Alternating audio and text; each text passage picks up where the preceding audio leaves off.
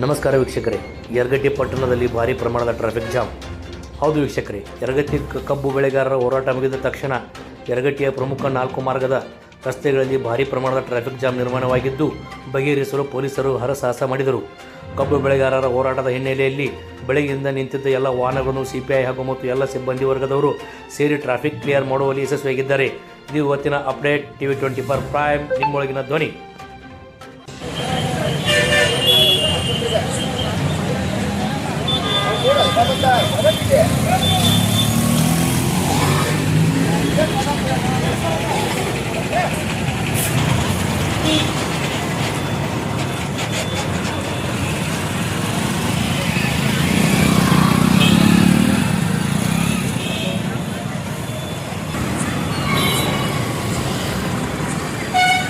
ಯಾಕೆ ಈಗ ಟ್ರಾಫಿಕ್ ಏನು ಕಡಿಮೆ ಆಗಿಲ್ಲ. ಏನು ಮಾಡಬೇಕು?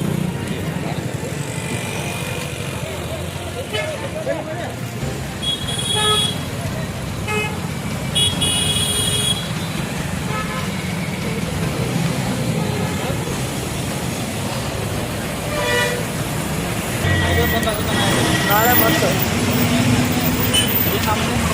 ಫುಲ್ HD ಬರ್ಬೇಕು. ಮತ್ತು ನೀವು ಬರೀ ಅವ್ರದ್ದು ಅರ್ಥ ತೆಗೆದ್ರೆ ನಮ್ದು ಹಾಂ.